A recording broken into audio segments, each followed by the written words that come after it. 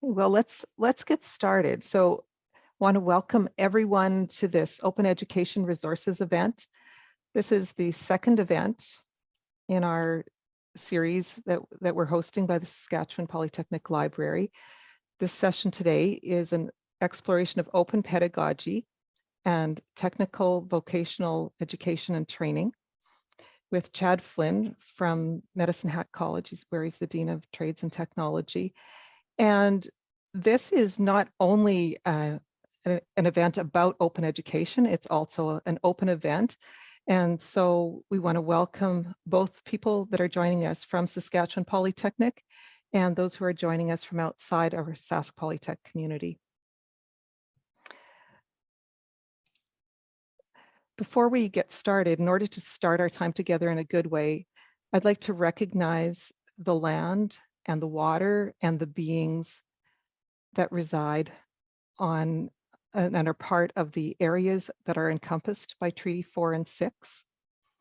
And I also wish to acknowledge that these lands are sacred to the Nahiwak, the Nakawa, the Dene, the Dakota, Lakota and Nakota, and the Michif peoples. This is a conference-style Zoom event. So one of the things that means is that while you can see us, we can't see you and you can't see each other. So now I know that one of my colleagues would say, one of the things that means is feel free to eat and drink. And if you would like to communicate throughout the session, you can do so in the chat, and I'll be keeping an eye on the chat throughout the session. And you can ask questions there. In the last 10 minutes, we'll be having a question and answer period. So I'll be bringing your questions forward at that point in time, and you will be able to also add additional questions then. And at this point in time, I'd like to introduce Aidan Megan, who's the director of the library at Sask Polytech and a member of the Open Education Award team at Saskatchewan Polytechnic. Aidan's going to be introducing our speaker. Thank you, Myra. So a bit about the history of open education resources at Sask Polytech. The government of Saskatchewan has provided funding to Saskatchewan Polytechnic since 2016 to support the development of open education resources. Many learners, as we know, face a financial barrier to education, and after tuition, textbooks are often the highest cost for our students. The library works with our faculty to create resources to benefit our students using these grant funds and to host this annual celebration of Open Education Week, which supports the active sharing and learning about the latest achievements in open education. Our speaker today, Chad Flinn, is currently the Dean of the School of Trades and Technology at Medicine Hat College. But before taking on his role at Medicine Hat College, Chad was a learning technology trainer at Saskatchewan Polytechnic and has 11 years of experience as an electrical instructor. That's right. He got away, but we brought him back. An electrical instructor at the British Columbia Institute of Technology. Before entering education, he worked in the private sector as an operational manager of a large electrical instrumentation contracting firm in Fort McMurray. Chad believes that the trades have been the best kept secret in the career world, but that secret is out.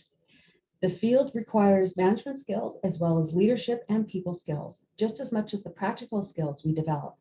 And more than ever, the trades need people with problem-solving skills and the ability to work with others. Chad has a strong interest in research and trades vocational education and training. His master's thesis focused on the experience of trade students in the use and co-creation of open educational resources. Most recently, he co-authored a paper on strengthening digital teaching and learning pedagogies for trades, vocational education, and training practitioners. Chad is also currently researching using the Bicroness model for teaching trades in a blended format.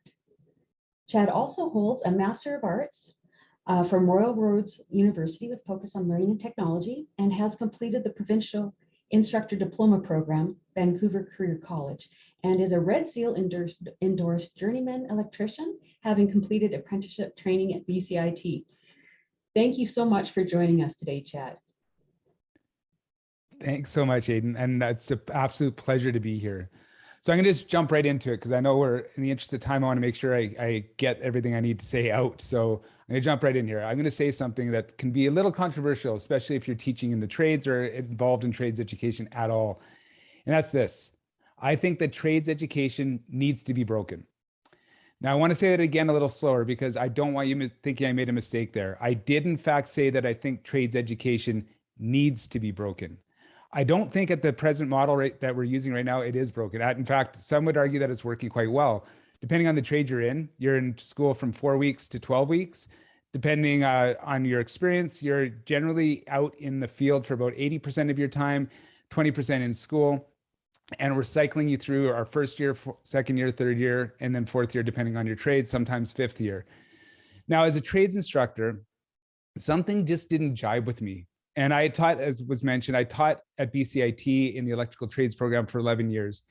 And it never made sense to me fully, and I'm just going to share my screen here, that while we were teaching trades, we were putting our students in classrooms that looked like this. We would have them staring at the back of each other's heads. I would be up at the front of the classroom working off of a whiteboard, making sure that I was trying to be as engaging as possible with my students, cracking jokes, telling stories, doing as much as I possibly can, showing the odd YouTube video on the projector there, and doing the best thing I could to make the students learn as much as they possibly could so that they could in turn pass a test that looked like this. And so again, it never made sense to me that we were training our students to write multiple choice exams, when in fact, what we're trying to do is train them to construct, to troubleshoot and maintain, to problem solve, to collaborate, all of these things. And so it just never sat right with me. So today, what I would like to do is I'd like to talk about how I actually literally took my lesson plans. And I was a very organized instructor when I was practicing, in the sense that I had my lesson plans out. I could tell you exactly, almost down to the minute, what time videos were going to be played, what worksheets were handed out on what day. If you're ever a substitute for me, all you had to do is walk in and I would give you my Evernote file and you could just follow the script. As I progressed and started learning more about my students, I felt like there needed to be another way. So this is basically literally about how I opened up my lesson plans and hit delete, and how I started to explore the open pedagogy and TVET. So this is my journey. There's going to be a lot in here. It's going to be a bit of a fire hose. It can come across like, wow, that's a lot of information, but there's also a lot left out. And just because I did it this way doesn't mean that it's the one right way to do it. So I just want to throw that out there as a caveat, and to maybe dip your toe in to try out maybe possibly one thing. Now, in order for me to talk about my journey, what I need to do is we need to talk about Kevin. Kevin was a student of mine. I taught at BCIT, like was mentioned. I taught a foundation program. So what that means is students would come in and it was a wide range. They'd either be right out of high school, or I would have students that had master's degrees. I had students that were 18 years old, students that were 55, I think was the oldest student that I had. So it's this wide range, and they would come into the electrical program, and some have never touched a tool, some had used tools their whole lives. I would take them in those 6 months and I would give them the skill sets that they would need to be able to go out and get a job. In a lot of provinces, it's called pre-employment. So we get them going, we give them the tools they need. Now, this is a picture of the class that I'm talking about here. And at the front, there's Kevin. He's sitting down, he's got the baseball cap on and the purple shoelaces there. Now, Kevin has a very, very interesting story. A week before class started, I got an email from Kevin requesting that if I could give him a quick call because he had something that he had to talk to me about and ask me a question. So I gave Kevin a call and we were talking on the phone, and Kevin asked if it would be all right if he could leave early on Fridays and then show up late on Mondays. Now I thought, well, heck, I'd love that schedule too. So explain to me, please, Kevin, why you needed to leave early and then show up late. So Kevin's story was this. Kevin's wife at the time in September was 9 months, well, she was 8 months and 3 weeks pregnant. He was an operator at a pulp mill in the Hope Princeton area. So it's about 3 hours north of where we were going to school. Kevin really wanted to become an electrician. He no longer wanted to just work as a pulp mill operator, because he literally, for 12-hour shifts, he would press a green button, then a red button, then a green button, then a red button. And he would work nights. And so for him, he just wanted to have a career where he could be home for his new family, be home for his wife, be able to go home at the end of the day and just be able to enjoy his family and life. So what he wanted to do is become an electrician. He had a lot of friends that had kind of encouraged him in that direction. The only problem was Kevin's wife was pregnant and they couldn't afford for him to go to school. So what he managed to do was he talked to the plant manager and asked if there was any way that he could still work, but work on weekends. His plant manager gracefully said yes. So what would happen is Kevin's asking if he could leave at noon on Fridays, drive up to Princeton, 3 hours away, and then work his night shift Saturday night, Sunday night, and Friday night, Saturday night, Sunday night, and then hop back in the car and try to be back in class for around 10 or 11. Now, I had no issue with that, but my only issue being that Kevin's night shifts were 6 p.m. till 6 a.m. So he was asking if he could go to school, leave, go work Friday night, 6 p.m. to 6 a.m., Saturday night, 6 a.m. to 6 p.m., Sunday night, 6 a.m. to 6 p.m. to 6 a.m., hop in the car as soon as the shift ran, and then drove back to school. Kevin and I worked something out. I was concerned about his safety, obviously. So we worked out something, and I'm going to get back to Kevin's story. But what I started to realize when I was talking about Kevin is there had been many Kevins before, not necessarily in this interesting a story, but in similar situations. There had been many Kevins after the practice. And so it really made me starting to think about what can I do to help alleviate some of these costs? Like I have a student who wanted to better his life because he had a young family, and cost could have been the barrier. And he was lucky that he was able to manage a way through that. But how could I, as an instructor, work that through? So that brought me to, okay, how can I bring down the cost of books? Which led me to the discovery of OER, or Open Educational Resources. And lucky for me at the time, I was going to Royal Roads University and working on my Master of Arts in Learning and Technologies. And there were huge open educational advocates there. So I started finding out about this term of OER. So I know some of us here, and I'm going to be preaching to the choir, understand what OER is, but some don't. So I just want to go through a little bit about how I view OER. So when we talk about OER, we're talking about open educational resources. When we hear this word open, like which open are we talking about? And so often, especially if you're into the software area, open means open source, which means free and accessible to everybody. So that's not necessarily what we mean. It's not always free. So we've got to get away from this idea that open is always free, because there's some things that go with it. Yes, that's an aspect of it, but it is not the one defining feature of it. Most content that you can find on the internet is already free. The problem is it could disappear tomorrow. And also, depending on the services you're using, freemium models, they move behind paywalls, or they tease you with a little bit and then you have to pay for the rest. So it also can't be altered to meet your students' needs. And that is an issue that I'll talk about in a little bit here. Open, however, does mean permissions. So what do I mean by permissions? David Wiley is kind of considered the godfather of open educational resources, came up with this, the 5R permissions of OER. So retaining. If you create OER or release something under a Creative Commons license, you get to retain the ownership of that. You do own that. It's yours. You still have access to that. People need to attribute it to you. Reuse. You're offering it out there to be used in a wide range of ways. You could have, God forbid, a plumber using electrical stuff. I'm just joking. But we can reuse it in different ways. Revise it. And this is the one that really excited me, was I could adapt, modify, or improve. So any bit of OER that I find, I can take out the parts I don't like. I can add in things I do like. So I can actually work that through.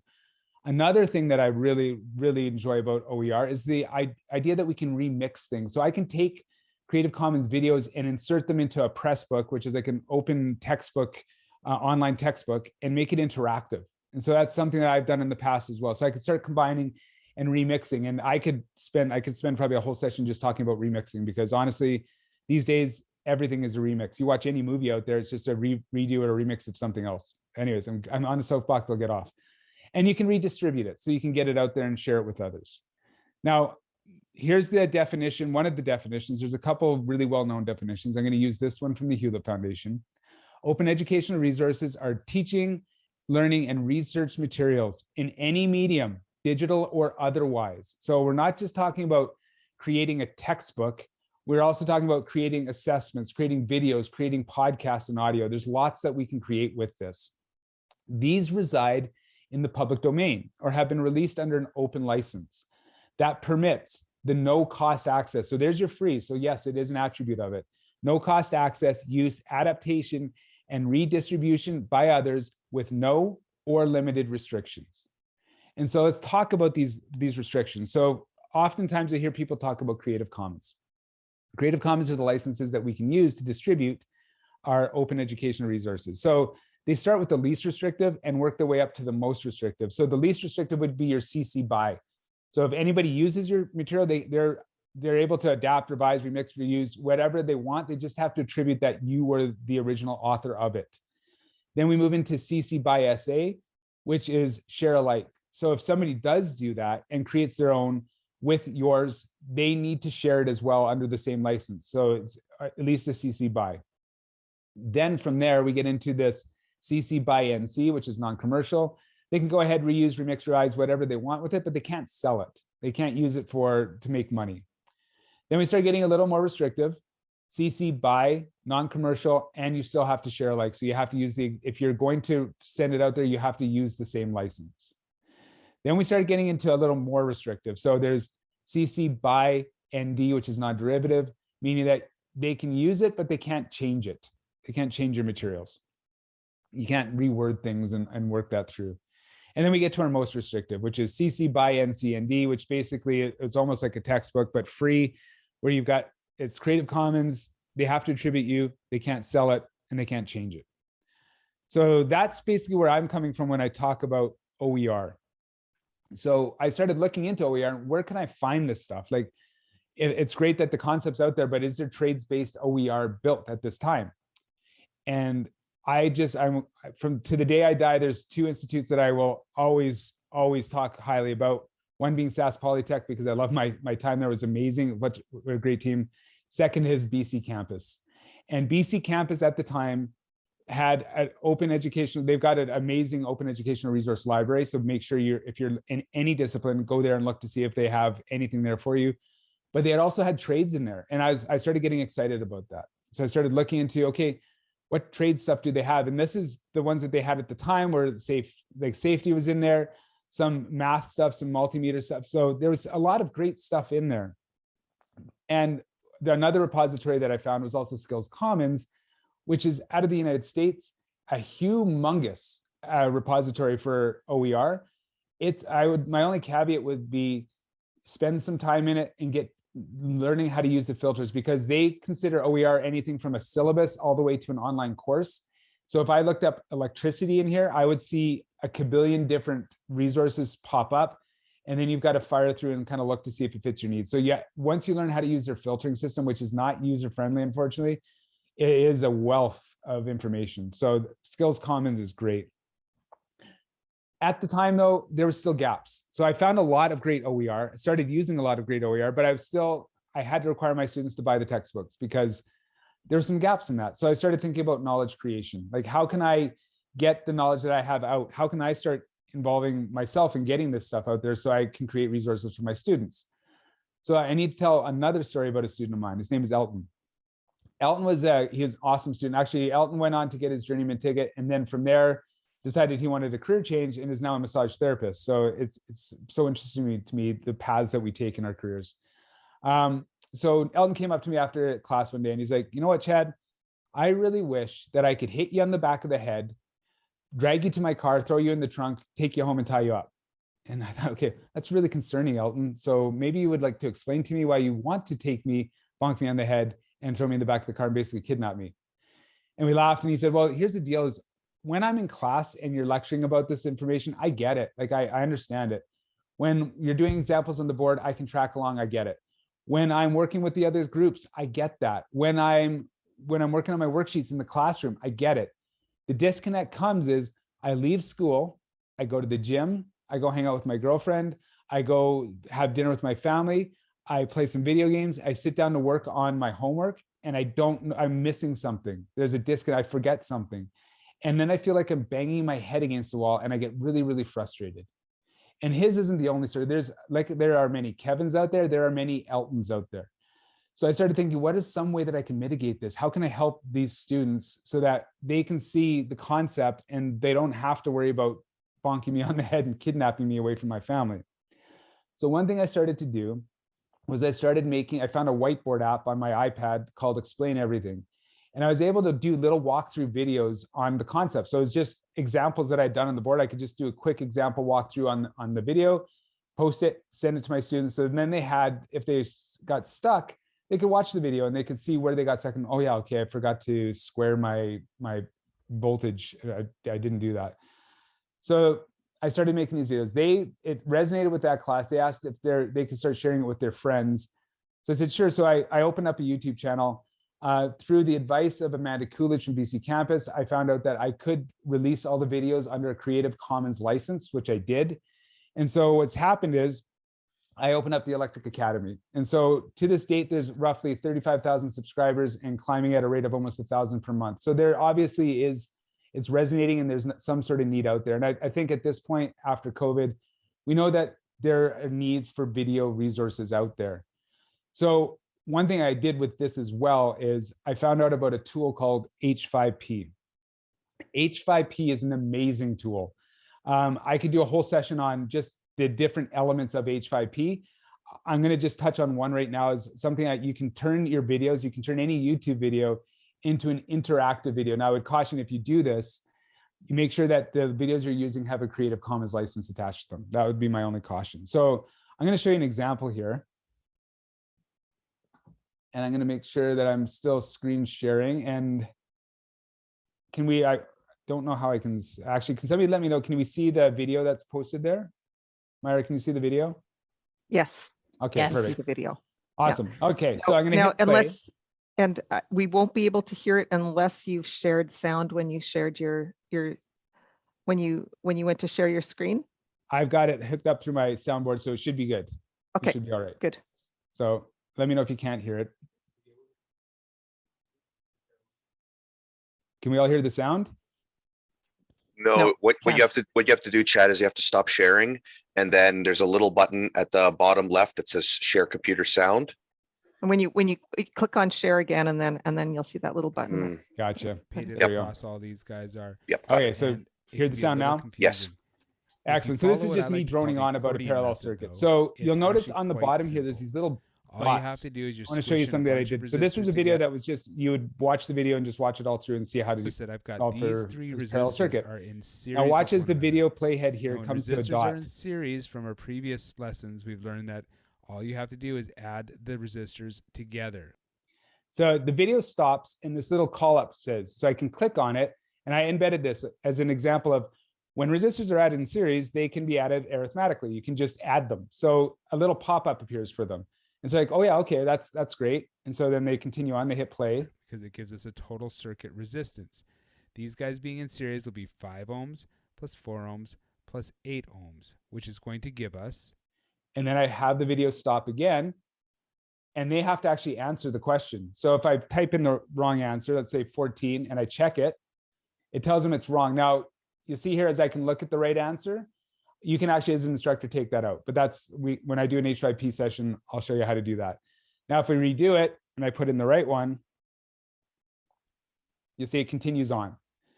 And so you 17 have ohms access to, if I altogether. go up to here, So what we have to do is add 10 ohms plus yeah, I'm just gonna 5.74 go to the ohms last one right plus 20 here. ohms in series, and we get. And then if I open this up, then I can have multiple choice questions in there. So you can add questions on top of videos, which I thought was amazing. And so I've done that a few times. So that was an example of H5p, and it's just an example, just something I started playing around with. So another thing I was able to do is I realized I had copious amounts of notes for all the topics I'd built. I'm very thankful to BC Campus and BCIT for actually giving me some grants to work on making some open educational resources for trades. So I was very lucky. I just actually finished up another project with Mark Overgaard, who's a piping instructor at BCIT. And for a Math for Trades, I also worked with another individual at BCIT, Aaron Lee. We worked on some, and I got some out there. So I was able to get some, add to the repository, which is great. And so up to this point, however, it had always been about me. Like, what was I creating? All eyes on Chad, which I have no problem with typically, but it was always about me. And so the thing is, like, no matter how engaged I could be and how exciting I could be and the cool stories I could tell and the memes and GIFs and all that, I would, no matter what, with my classes, I would always get a student that looked like this. Now, we've all seen this student, maybe not particularly this student, but if any of us have been instructors, we have had this student in our class. I'm just going to go off on a little bit of a rabbit trail, and I just hope you'll indulge me for a second, because it's about those students that are sleeping in class. We oftentimes, especially I experience this as an instructor as well, we see them falling asleep in class or being disruptive in class as a form of disrespect. And yes, it is disrespectful. However, as instructors, sometimes we can be harsh in our ways. And so this quote here, if they were harsh in their ways, if instructors were harsh in their ways, it could be justified because of the popular opinion that the student was a troublemaker.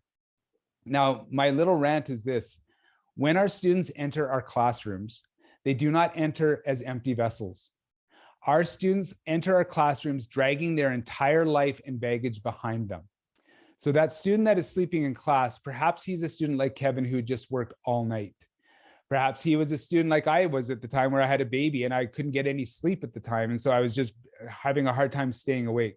Perhaps your student was somebody who was living in their van because they'd been kicked out of their house. These are all stories that I have heard from students. So we cannot assume that our students are being disrespectful out of this for the sake of just being disrespectful. There are stories. Now, yes, there are bad actors out there. I'm not saying that there aren't, but in my experience, everyone, it is the minority, not the majority. So why don't we focus on the majority of students that are out there making life work, working through the grind to make a better life for themselves? Let's focus on them and not be so punitive. Let's start by trusting our students.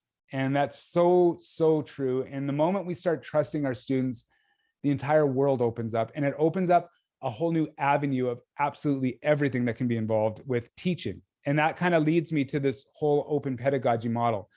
Now back to our regular scheduled program, because I could go on rant, so I got to remind myself not to. Now, I love this quote by Sean Michael Morris. If after so many years of controlling student behavior, analyzing their data to understand and curtail that behavior, we're still unhappy with their performance, perhaps it's time we turn education over to them. Perhaps it's time we made them our colleagues. And this is the concept that I use about open pedagogy.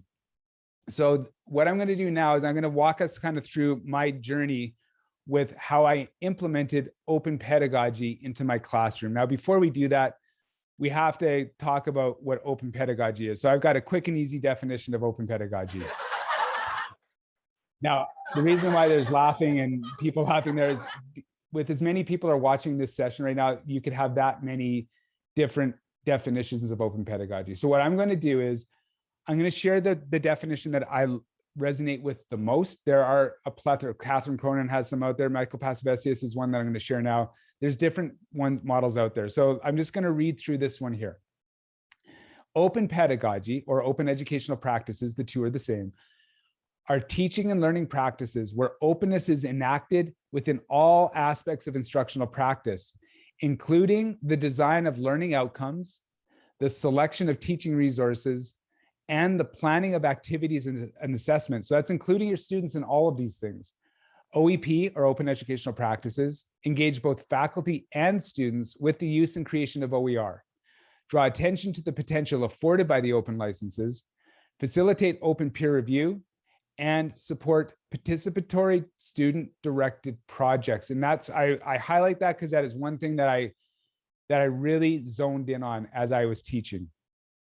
Now, before I move on, I just want to, like I said, as many people are in this room as however many different definitions we have for open pedagogy.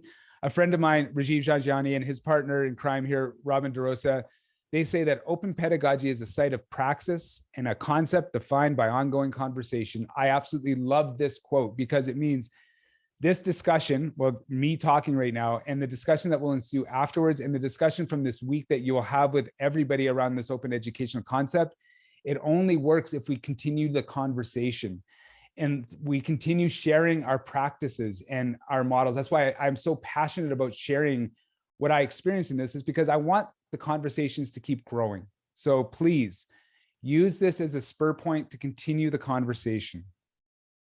So here we go. This is one of the groups that I'd been dipping my toe into open pedagogy throughout the years. This was the first group where I like cannonballed and did everything with an open pedagogical model. So they were such a great group, so much fun. I had a habit of leaving my phone unlocked on my desk. They had a habit of, when I left the room, picking up my phone and taking pictures. This is a great picture, but there is other pictures where in the same scene where they were all giving me a different finger, if you know what I'm saying. So I gave us the censored version here, but they were such a fun group and just bought into it. hook, line, and sinker. So what I did was this. I mentioned that I didn't sit well with me that my students sat in a classroom that looked like this. So I shuffled the classroom around. I put them into what was called, I called them pods. And this is a common practice, but I had them working in groups of 4. Every week to 2 weeks, they would have a new unit. So every week to 2 weeks, what I tried to do is shuffle them up. And so that they would end up working with each other more than once. And honestly, by the end of the class, and this is just a side note, by the end of the class, so 6 months into it, on the last day of class, there was more than one person actually literally in tears because these groups had grown so close because they'd worked so hard together on so many projects. I'm getting a little misty even talking about it now. They were so engaged with each other. To this day, they had a WhatsApp group. To this day, they're still talking. And that was like 4 years ago. And they're still sharing stuff that they're going through. Some are getting married, some are having kids. They're all getting their tickets now. So, and they're asking questions. So they've really created this community in this cohort. So it's just a beautiful thing. Now, when they were in these pods, some of the projects, and I say some because it would take me all day to go through all of the projects that we worked on together. The first project was I would have them create their own textbooks. So at the beginning of the class, at the very beginning of the year, I shared with them what open educational resources were. And so I walked through exactly what I walked through with you at the beginning of this, but a little more in depth, and reminded them throughout the year about this idea of open educational resources. I did not force anybody to release anything under a CC license. I said, if you want this to be completely closed, it is up to you. This is your choice. So some chose not to, some chose to release it as OER. Now, at the beginning of the week, as a group, they would receive a Google slide deck. The Google slide deck would have nothing. It would be a blank slide deck except for headings and subheadings. It was then up to them in the time that we had, and with some outcomes that I'd worked out by putting the headings and subheadings on there, they had to fill in the information. So these slides you're looking at right now, when they got that RL circuit slide, all it said was, it was a white slide that said RL circuits. They had to put in the information. They had to add the drawings. Same thing with how to demagnetize a magnet. They did all the formatting. They added all the images in there. As we progressed through the course, I started talking about using images and finding Creative Commons images. So we started really dialing that in. At the beginning, they were grabbing anything they could from the internet because that's what we do, right? And again, the internet is free, but not really. So there's that. They got really into it. You'll see here, they learned how to hyperlink their slides. So they made tables of content. And I can honestly say this, some of the textbooks that they created far surpass anything I've ever seen by a publisher. And it was written in the vernacular of the student. Like they spoke their language. So they have actually, some of them have gone on to use these, share them with friends, and they become a great resource for others. Another thing I did with them is at the end of each unit in their Google Slides, they had to do a self-test, meaning that they had to write one. Because I told them that what I would be doing is I would be taking the best questions I found from all 4 groups, because there would be 4 groups doing this, taking the best questions out of there and putting them into the actual, my exam, the summative, all scary exam, so that they were helping me write the exam. So maybe what they better do is start, when they're done their unit, done their slide deck, maybe share it with the other groups, and the other groups should share with you because some of their questions are going to be on the test too. So it forced them to kind of share and to study together. So that was one of the projects I went on. Another project that I did was I loved making those instructional videos, but then I realized with tools that are out there now for our students, they could create their own instructional videos. So I'm going to show you one that one of them made here. And so this is basically what I would do is at the end of the day, I would throw a question up on the whiteboard and I'd say, okay, I want you to show me how you would solve this. Give me a video how you would solve it. And I said, you be creative in how you do it. So Mio here, he did an amazing job. So there's lots of them that came through. One of them I actually used to show in a presentation was, instead of putting resistors, they had my face on them. And then they had like my face everywhere. It was way too many Chads. It was like, if anybody's seen Being John Malkovich, the scene where everybody is John Malkovich, it was just really creepy. So I got rid of that and I went with Mio. So I'm gonna click and play just a second so you can hear the quality of stuff that Mio put out. Hello guys, I'll be showing you guys how to solve a parallel circuit. But first, I'd like to shout out to Diljan for teaching me this, because without him, I wouldn't know what I know. So shout out to OG. Now I want to say one thing with that. Mio is one of the best students I've ever had academically. He was absolutely brilliant. He was the type of guy, he ended up with like 99% overall over the course. He ended up being sick for 2 days, so he missed this. Diljan, the person who he gives a shout out to, was the one who struggled hard academically. Diljan didn't get the math concept. He really struggled with math at the beginning. So what Mio is doing by calling out his friend and calling him the original OG is he's pumping up his tires. He's making him feel good about himself. All the students watch these videos because they would have to assess them. So by Mio getting out there and saying that Diljan was the original OG was a big, big deal. So I wanted to kind of bring that to your attention and just to show you what he can do here. First, let's go over the rules. So we got the voltage total here. Voltage total is equal to voltage 1, which is also equal to voltage 2, also equal to voltage 3. So he goes through and walks through examples of, like, he goes through the rules of parallel circuits, which is something I asked them to do. Now we'll go to the next one, which is over. So we'll go over here. So we use the Ohm law again. 400 volt divided by 30, which will give us 13.33. So now he starts putting in the pieces there. This is all done through a free app called Flipgrid. And it's something that they love doing. It was really fun for them. So it's something that they really love doing. So it was an example of another way we can involve our students. Why should we have to make all the videos? Why not have our students make the videos? And again, they were doing better than I could ever have done. And he had the soft music playing in the background. It was so fun. So to see them, and they would just get so engaged with it and learn so much through it. So that's Flipgrid. Now, how did I assess this? That was a big issue. And I really wanted to focus on assessment. So I wanted them to have a fair shake at this. I did a form of peer and self-assessment. So at the end of the unit, so say they go through 2 weeks of magnetism.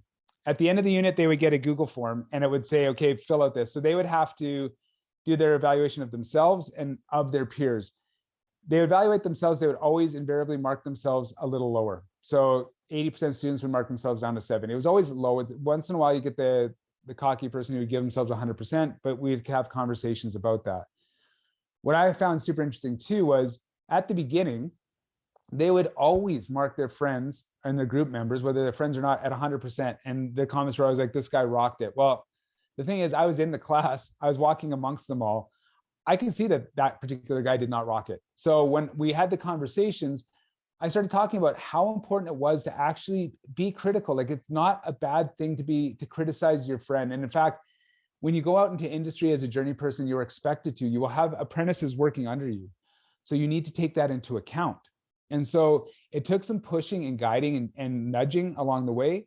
But by the end of the class, by the end of their 6 months with me, I had them creating rubrics. They were actually assessing themselves in their shop projects as well as these projects here.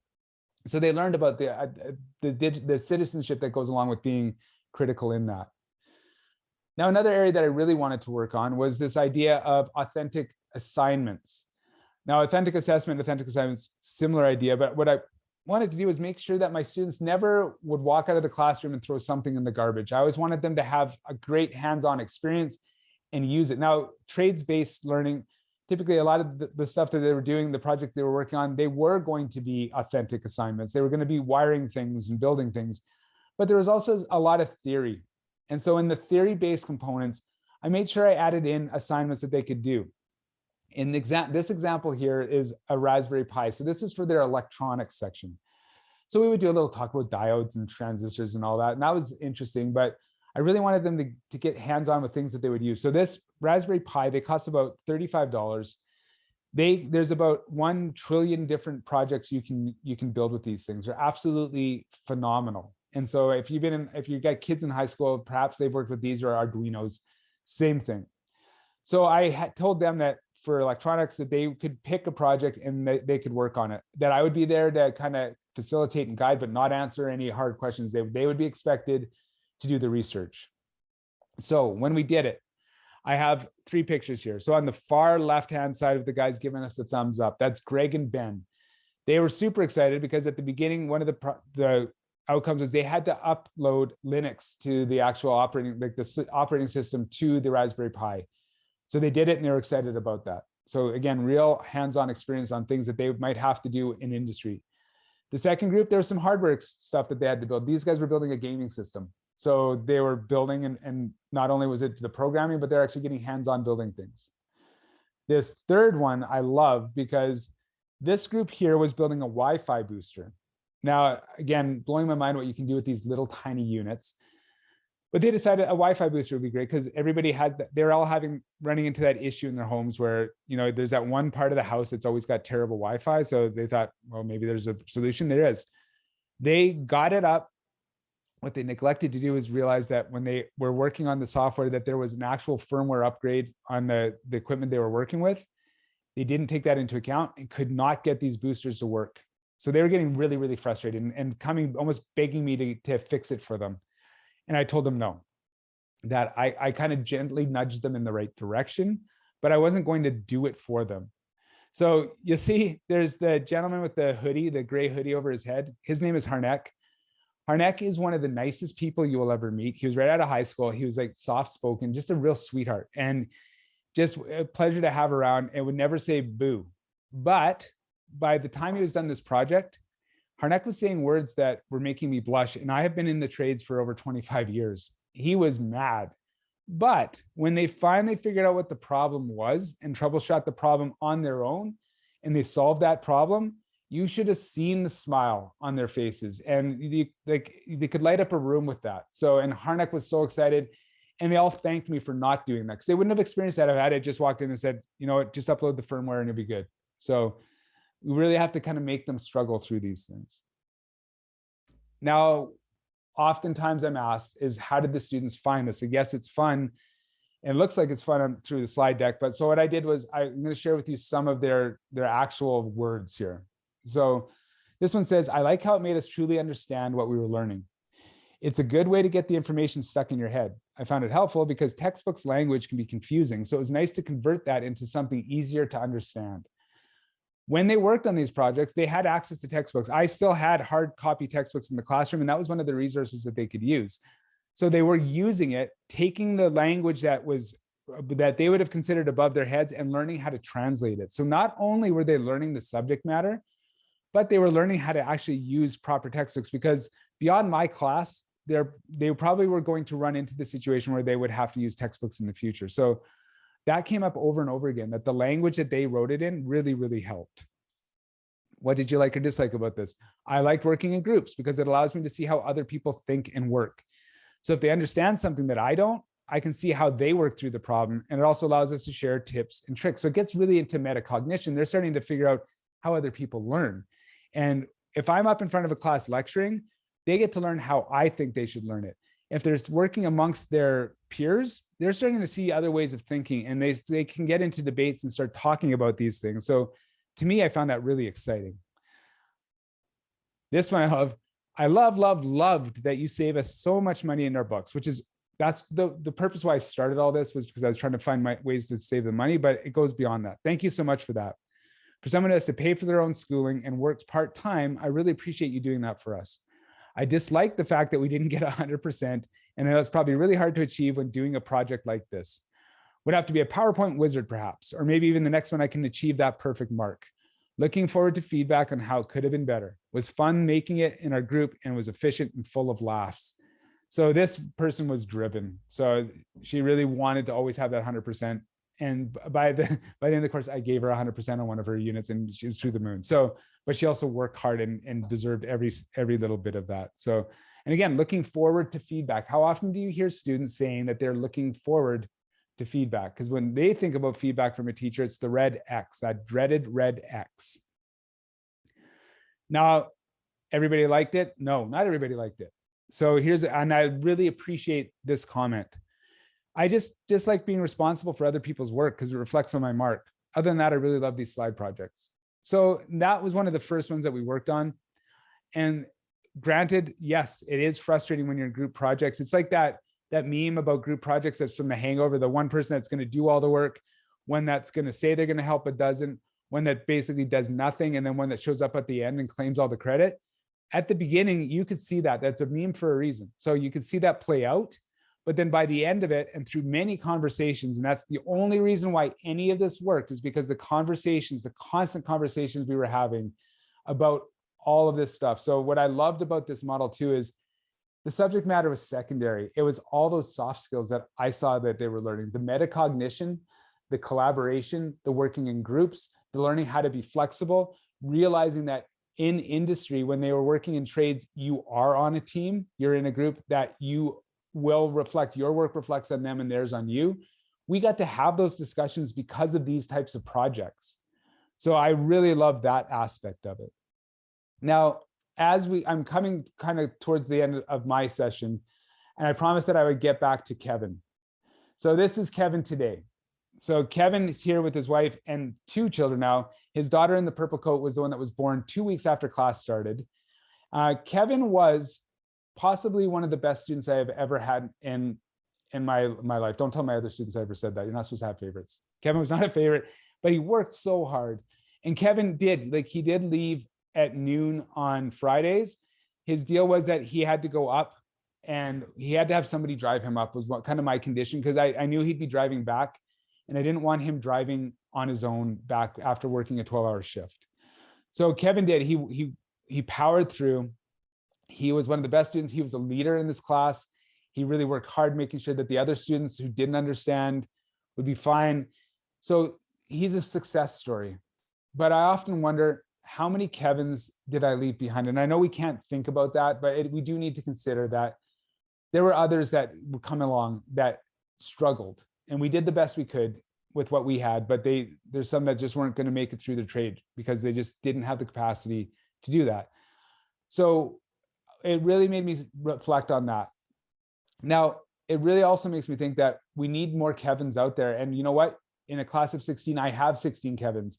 Every single one of those students in that classroom that year, and every year before and every year after, they all were Kevins in their own special way. So I need all their voices. Kevin's is one that is loud and proud because it's a very unique and very inspirational story. But I could tell you many, many, many, many stories that would just we don't have enough time to go into it. But that leads me to this quote. The second to last quote I'm going to give you in my session here is, we need more, not fewer ways to listen for the voices of students reflecting on education. I want to say that again because it's so important and resonates so much with me. We need more, not fewer ways to listen for the voices of students reflecting on education. We need more, not fewer ways to include students in the conversations about the future of teaching and learning in college. We are in education for the students, are we not? Why are we not involving them in the conversations about how they are to be educated? They're their number one stakeholders. They are content creators now. They are out there building things. They're the ones that can help us with this. So we need to involve them. And it was a novel concept to me and something I struggle with to this day, even as a dean. As I mentioned with Rajiv and Robin, one good conversation can shift the direction of change forever. I implore you, as you go through your Open Educational Week this week, please don't just leave these to sessions and having great Q&As. Have coffees with people. Reach out to those who are interested in open education, open educational resources, open pedagogy. Have those conversations. We've seen over the past 2 years that the entire world has shrunk. We are able to have we are able to have conversations, meaningful relationships. Myra and I worked on a team together, and we would joke when I was at Sask Polytech that I worked in the BC branch of Sask Polytech. We have never physically met in person, but I would consider her a friend. So why can't we have these conversations virtually as well? With that, I would say, if you want to have more conversation about this, please reach out to me. This is my email. So that's Chad Flinn, cflynn@mhc.ab.ca, or you can reach me on Twitter. I'm very active on Twitter at Chad H. Flynn, or you can reach me on LinkedIn. I would love to keep this conversation going because it's something I'm extremely passionate about and love talking about. LinkedIn, you can hit me up on there. And with that, I will thank you so very much for this time to listen to me just drone on and on about this stuff, but it's something I'm passionate about. Hopefully you got something out of it. And I just want to thank you. And thank you so much, Sask Polytech, for having me. Thank you so much, Chad, for inspiring us today. There was a number of comments that were going on in the chat where people were commenting on specific things you said as saying, yeah, that is so correct, about the need to listen to students, to have conversations instead of it being a punitive thing when you're assessing, or when people rate themselves a certain way, and that need to listen. So I really feel like you were talking about open education, but you were also talking about a way of being with Yeah. the education, and that was the foundation that you were building. So we do have some questions for you here that came out of your presentation. Sure. The first one was from Jim Stauffer, who I know that you already had responded to him because you guys made a connection that you were at Royal Roads together. And he asked about H5p, said, I'm very intrigued, but I haven't used it yet. Can you add H5p Right in YouTube, or does it need WordPress or an LMS site with an H5p plugin enabled? It's so you can, there's a free version. If you go to h5p.org, you get a free version of it, but it doesn't have the video embed in there. You can't embed like that overlay interaction into YouTube. That won't work. So what you have to do is, if you have access to Pressbooks, there's a H5p plugin within that. And that's where you can grab basically every tool that H5p has, and then you can build it within there. And then yes, from there, you can embed it into your LMS. It's not a problem. You've got the iframe, so you can take that and just move it over. And I would just jump in to add that the library is investigating Pressbooks, and so there'll be more to come. So fingers crossed. Oh, that's great to know. Thanks, Aiden. Related to that, there also was a question about, are there any other apps that you can recommend that you used with learners? Yeah, so there's so many of them. So I used Quizlet was one that I loved. And the nice thing about Quizlet is you don't have to build them. You can if you want, but you don't have to. So you can see what else other people have built, and you can share those. And again, they come with an iframe as well with them, so you can just embed them into your LMS. So just type in whatever subject matter you want, you'll find something in there, and they're great. They're really interactive. Everybody by this, I mean, if I say Kahoot, you're all probably nodding your heads because a lot of you have used them. I would flip it too. I flipped and had my students at the end had to create their own Kahoots. And so that was a lot of fun. And they asked if they could put pop culture in there, so which I let them, but then we also had to make sure that they tempered it a little bit. So yeah, again, conversation, right? Just having those conversations. Socrative was another one that was not too bad. But I really loved Flipgrid was my number one that I was really diving into quite a bit, because the students could build, they could do, I use it for a variety of different methods. Okay, thanks. There was an instructor who teaches basic adult ed, or literacy in adult ed, as we call it now at SAS Polytech. And so she was asking about OER resources and sites for academic classes. So do you have something that you would recommend for that? I 100%. So first off, you need to go to BC Campus's open educational repository, because they have so much on adult basic education. Reach out if you need to Rajiv Jangiani at Kwantlen Polytechnic University. They've got a Z2C or ZTC or ZTC program there for ABE as well. There's so many resources for that model there. Trades is just starting to get into the game. ABE and that kind of model has been there for a long, long time. So there is a plethora of resources for them. Okay, thanks. And I'm going to also recommend that you talk to our library, because there are resources that they've compiled about good places to find them, and also your librarians can help you find appropriate resources. And Nina's nodding. Did I answer that correctly, Nina? Okay, awesome. Not being a librarian, but being a big supporter of the library. And I just put a link in the chat to the BC Campus's repository. Awesome, thank you. So there was a question about the red tape that you may have experienced when you decided to make your courses fully open.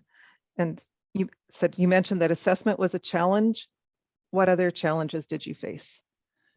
The big one was moving away from using the textbooks, because oftentimes they're so used to using textbooks. So a few challenges I faced was getting the buy-in from my advisors or my higher ups that I could do this. So I talked with my associate dean, I talked with my my chair, and they let them know what was going on, what I was going to do, and here's how the model played out.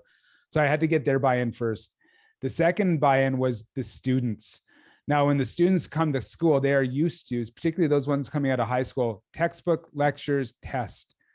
Suddenly having them sitting in groups and doing group work all the time, and we would have group quizzes sometimes, and it was just all really weird to them. So some bought in, were like, this is awesome. And like those extroverts, some who just wanted to get the work done so they could get their marks and get their A's. I would have many a conversation in my office, like, this is crap. I don't want this. I want to go to a regular class. And so we had lots of conversations about that. And a session I did yesterday, I said, like, that's the only way any of this works, is by keeping that communication. You know, the good relationships are all based on good communication. You have to have that with your students. By the end of the courses, they had all bought in. But yeah, I would get pushback. It was more on the student side than actually from the other way. So, and from the same person who was looking at that kind of pushback also asked, how did you find the time to do this as a teaching faculty member? And I thought that was a great question. It's a good thing my wife isn't here, because she'd have a very different answer. I am a very early morning person. And so I love getting up super early. And for me, it's a passion. I love building things, and I love being creative and doing, like, to me, this is like art. So I did it off the side of my desk a lot. Where I also found that when I had my students working on their projects, there was some time where I could sit down at my desk and I could bang out a quick like assessment and all that. So it was within that. So yes, it took a lot of time. But then also at the time I was also doing my master's, so I knew that it was going to be the basis of my thesis. So I kind of worked through that. But when I began with it, it was fun for me. So lots of getting up at 4 a.m, and then lots of staying till about 3 or 4 after work just to get some stuff done, and a very, very supportive and understanding partner. Okay. So there is somebody who said authority is one main concern of this OER. How do you respond to this? Authority being like we're in charge, or?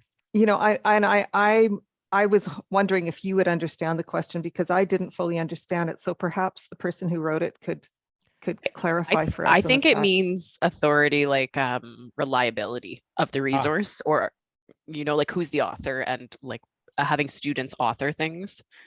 Yes, great. And I'm glad you bring that up. So a lot of people assume that our students are wizards at searching the web and wizards at Google, and they know where to look for things and they're going to find things.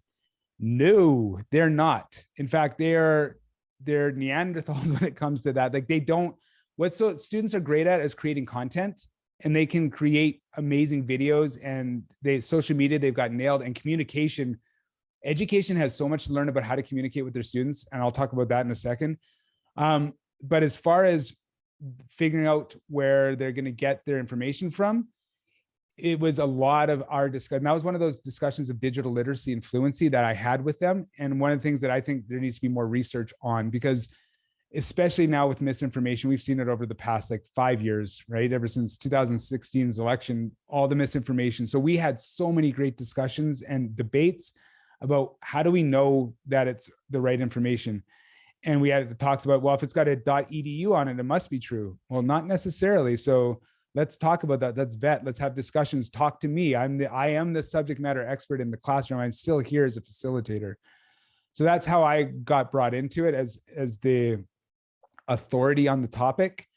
But yeah, it was great. The fact that there was no real authority. So there was a lot of great discussion that way. And there was always like, well, how much information do we need to put in there? I've got this information from Cornell that's like completely over my head. Should I enter that? And it would be like, well, do you understand it? No. Well, then don't add that. So that sort of stuff. Yeah. So I see that we are at the end of our time together, and I know that I have a lot more questions, and I'm thinking there's no new questions right now from participants, but I'm hunching that people will walk away from this and questions will come up. So I really appreciate, Chad, that you've put your contact information available for us, and have opened up that conversation, and have encouraged us to continue having the conversation with each other. And also, I want to mention to everybody that the presentation today will be made available. It's because it's an open resource, it will be made available for those both within Sask Polytech and outside. And so look for an email from Nina, our organizer, with the link to that.